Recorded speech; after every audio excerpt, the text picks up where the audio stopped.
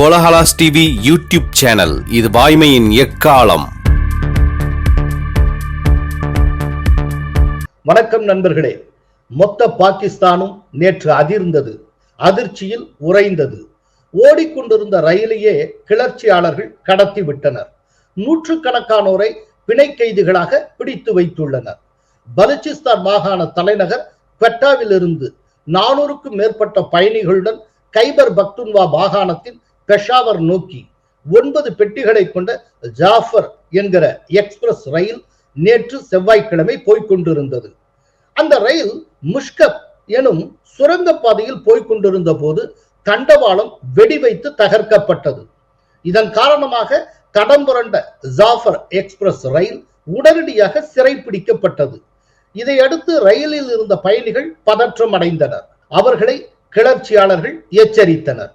அப்போது அதே ரயிலில் பயணம் செய்த பாகிஸ்தான் ராணுவத்தினர் துப்பாக்கி சூடு நடத்த, கிளர்ச்சியாளர்கள் பதில் தாக்குதல் நடத்த ரயிலுக்குள் ஒரு போரே நடந்தது. இந்த மோதலில் 30 பாகிஸ்தான் வீரர்கள் சுட்டுக் கொல்லப்பட்டனர். ரயில் கடத்தலுக்கு BLA என்று அழைக்கப்படும் பலூச் லிபரேஷன் ஆர்மி, அதாவது பலூச் விடுதலை படை பொறுப்பேற்றுள்ளது. ரயிலின் ஓட்டுநர் உட்பட 3 பேர் BLA தாக்குதலில் காயமடைந்துள்ளனர். பாதுகாப்பு படையினர் தாக்குதல் நடந்த இடத்துக்கு விரைந்துள்ளனர். கிளர்ச்சியாளர்கள் ரயிலுக்குள் ஏறும் முன் ரயில் பாலத்தை குண்டு வைத்து தகர்த்ததாகவும் தகவல் வந்துள்ளது. மலைகள் சூழ்ந்த சுரங்கப்பாதையில் அந்த ரயில் நிறுத்தப்பட்டிருப்பதாக சிபி மாவட்ட காவல்துறை அதிகாரி தெரிவித்திருக்கிறார். ரயில் நிறுத்தப்பட்டுள்ள இடத்தில் இணைய வசதிகளோ மொபைல் நெட்வொர்க் வசதியோ இல்லை என்பது குறிப்பிடத்தக்கது. எனவே ரயிலில் உள்ள எந்த பயணியிடமும் அதிகாரிகளால் தொடர்பு கொள்ள முடியவில்லை. கரடு முரடான மலைப்பாங்கான அணுக முடியாத பகுதி என்பதால் ரயில் நிற்கும் இடத்தை அடைவதில் சிரமம் உள்ளதாக அரசு செய்தி தொடர்பாளர் டாக்டர் வசீம் பெய்க் கூறியிருக்கிறார்.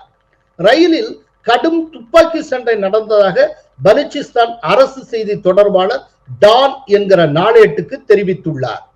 குவெட்டா ரயில்வே துறை கட்டுப்பாட்டு அதிகாரியான முகமது காஷிப் என்பவர் 400 முதல் 450 பயணிகள் அந்த ரயிலில் பயணிக்க முன்பதிவு செய்திருந்தனர் என்று தெரிவித்தார்.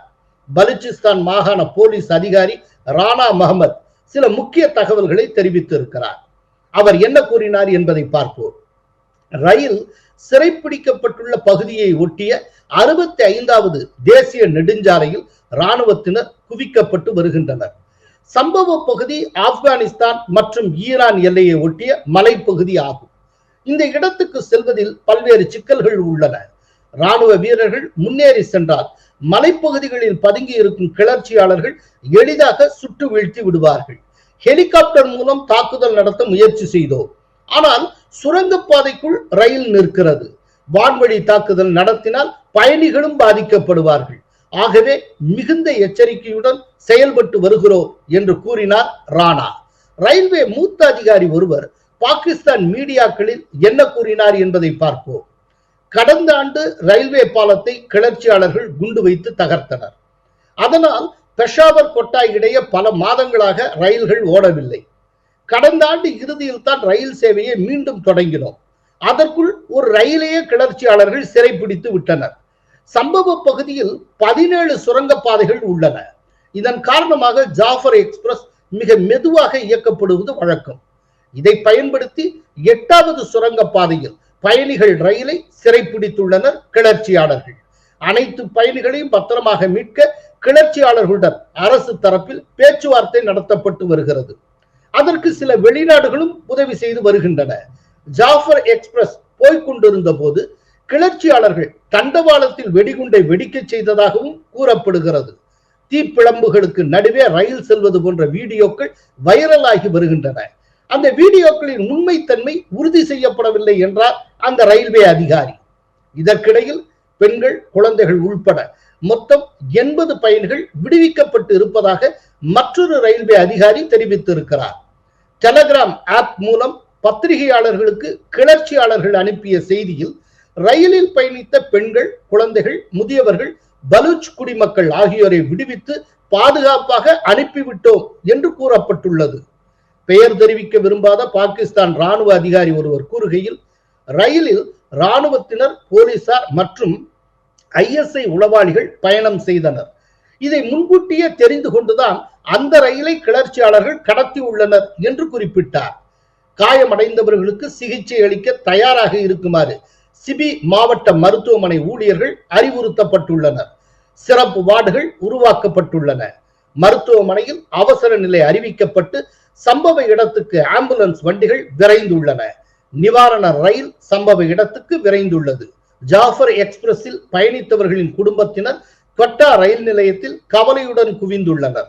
இதற்கிடையே பலூச் விடுதலை படை பரபரப்பான அறிக்கை ஒன்றை வெளியிட்டிருக்கிறது. அந்த அறிக்கையில் என்ன கூறப்பட்டுள்ளது என்பதை பார்ப்போம். இதுவரை 30 பாதுகாப்பு படை வீரர்களை சுட்டுக் கொன்று விட்டோம். ராணுவம், துணை ராணுவம், காவல்துறை மற்றும் உளவுத்துறை அதிகாரிகள் உள்பட 214 பாகிஸ்தானியர்களை போர் விதிகளின்படி கைது செய்துள்ளோம். எங்கள் கோரிக்கைகளை குறிப்பிட்ட காலத்துக்குள் நிறைவேற்றாவிட்டாலோ, பாகிஸ்தான் அரசு ஏதேனும் ராணுவ நடவடிக்கைக்கு முயன்றாலோ அனைத்து போர்க்கைதிகளும் கொல்லப்படுவார்கள். ரயில் முற்றிலும் தகர்க்கப்படும். மோசமான விளைவுகளுக்கு பாகிஸ்தான் ராணுவமே பொறுப்பேற்க வேண்டும். பலூச் அரசியல் கைதிகள், தேசிய புரட்சியாளர்கள், காணாமல் போனவர்கள் அனைவரையும் அடுத்த 48 மணி நேரத்துக்குள் விடுதலை செய்ய பாகிஸ்தான் அரசுக்கு கெடு விதிக்கிறோம் என்று அந்த அறிக்கையில் பலூச் விடுதலை படை கூறியுள்ளது. போர் கைதிகள் என்றும் போர் விதிகளின்படி கைது செய்துள்ளதாகவும் கிளர்ச்சியாளர்கள் கூறியுள்ளதை கவனிக்க வேண்டும். இதன் மூலம் கடத்தல் நடவடிக்கையை பாகிஸ்தானுக்கு எதிரான போராகவே கிளர்ச்சியாளர்கள் கருதுவது தெளிவாகி இருக்கிறது. அதே நேரம் கடைசி கிளர்ச்சியாளர் கொல்லப்படும் வரை எங்கள் நடவடிக்கை தொடரும். எங்களின் பதிலடி தாக்குதலில் 16 கிளர்ச்சியாளர்கள் பலியாகிவிட்டனர் என்று பாகிஸ்தான் ராணுவம் கூறியுள்ளது. இனி பலூச்சிஸ்தான் பற்றியும் கடத்தலில் ஈடுபட்டுள்ள பலூச் விடுதலை படை பற்றியும் சிறிது தெரிந்து கொள்வோம். ஈரான் மற்றும் ஆப்கனை எல்லையாக கொண்ட பலூச்சிஸ்தான் தென்மேற்கு பாகிஸ்தானில் உள்ளது. பாகிஸ்தானின் மொத்த நிலப்பரப்பில் 43.6% பலூச்சிஸ்தான் ஆகும். பாகிஸ்தானின் மொத்த மக்கள் தொகையில் 6.8% பேர் இந்த மாநிலத்தில் வாழ்கின்றனர். இயற்கை வளம் மிகுந்த இந்த மாகாணம் அதிக வளர்ச்சி அடையாத பகுதியாகும். BLA என்று அழைக்கப்படும் பலூச் விடுதலை படை பாகிஸ்தானிடமிருந்து சுதந்திரம் பெறுவதற்காக பல்லாண்டு காலமாக போராடி வருகிறது. பல மோசமான தாக்குதல்களையும் நடத்தி உள்ளது. 1947 இந்தியாவும் பாகிஸ்தானும் சுதந்திரம் அடைந்த போது பலூச்சிஸ்தானை சுதந்திர நாடாக அறிவிக்க கோரி அப்பகுதி மக்கள் போராட்டம் நடத்தினர். இராணுவத்தின் மூலம் போராட்டங்கள் ஒடுக்கப்பட்டன. பலூச் பகுதி வலுக்கட்டாயமாக பாகிஸ்தானுடன் இணைக்கப்பட்டது. அந்த காலகட்டத்தில் 2 லட்சம் முதல் 10 லட்சம் பேர் வரை பாகிஸ்தான் ராணுவத்தால் கொல்லப்பட்டனர். அன்றிலிருந்து இன்று வரை பலூச் மக்களுக்கும் பாகிஸ்தான் அரசுக்கும் இடையிலான மோதல் தொடர்ந்து வருகிறது. 1970களில் உருவான பலூச்சிஸ்தான் விடுதலை படை புட்டோ அரசுக்கு எதிராக ஆயுதமேந்தி போராடியது. புட்டோவை தூக்கில் தொங்கவிட்ட ராணுவ சர்வாதிகாரி ஜியாவுல் ஹக் ஆட்சிக்கு வந்த பிறகு பலூச் தேசியவாத தலைவர்களுடன் பேச்சுவார்த்தை நடத்தப்பட்டது. அதன் விளைவாக ஆயுதமேந்திய கிளர்ச்சி தற்காலிகமாக முடிவுக்கு வந்தது. ஆனால் 2000 ஆண்டிலிருந்து பலூச் விடுதலை படை மீண்டும் சுறுசுறுப்பானது.